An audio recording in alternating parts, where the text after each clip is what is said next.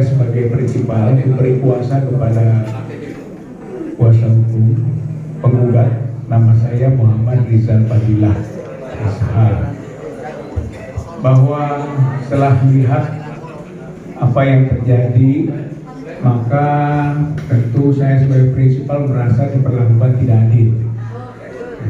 Bahwa ketika saya memberi kuasa kepada kuasa hukum, maka saya harus membuat surat kuasa bahkan dengan tanda tangan yang basah, tanda tangan asli, diperiksa, bahkan juga diminta KTP asli.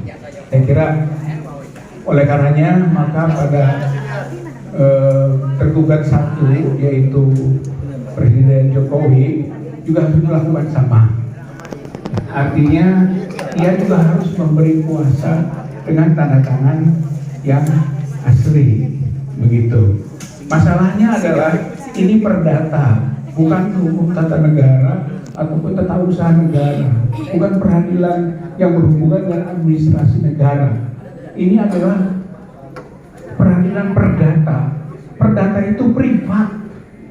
Jadi ketika seorang presiden digugat, maka dia harus memberikan kuasa secara pribadi.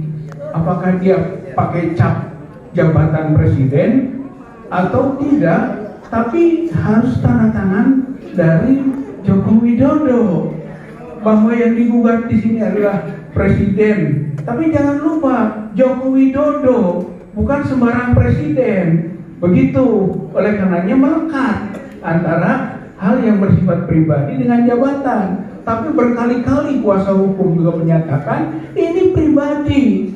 Nah, titik temu pribadinya ada pada substansi gugatan, bahwa ini menyangkut ijazah yang diduga atau ijazah palsu.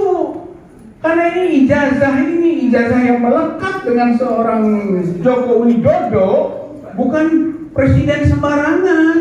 Oleh karena itu, maka mau tidak mau presiden yang bernama Joko Widodo harus memberi surat kuasa. Begitu, tidak bisa dengan kepres, bisa dengan mandat kepada Jaksa Agung ataupun kepada Mensesnek. Saya kira di sini tadi tegaskan lagi ada hukum acara perdata.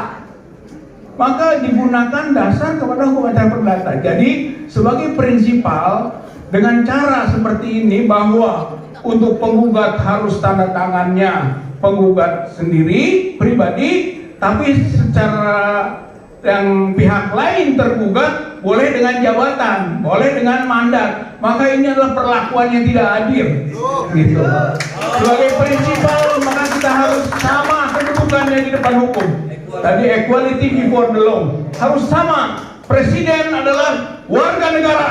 Saya dan teman-teman juga prinsipal warga negara. Jadi dalam keadaan seperti ini, maka majelis hakim yang mulia dimohon bahwa untuk hal ini Presiden atau Joko Widodo harus menandatangani sendiri surat kuasanya kepada kuasa hukum.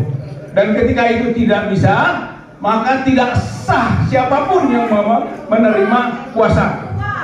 Nah, apabila majelis hakim sulit untuk memutuskan, tentu majelis hakim bisa disebut sudah tidak siap. Berarti perlu adanya majelis hakim baru. Kalau memang itu adalah untuk menetapkan proses persidangan yang berjalan secara equal, secara adil, secara berkedudukan sama di depan hukum. Jadi saya sebagai warga negara tentu berkeberatan kalau presiden tidak didudukan sebagai warga negara.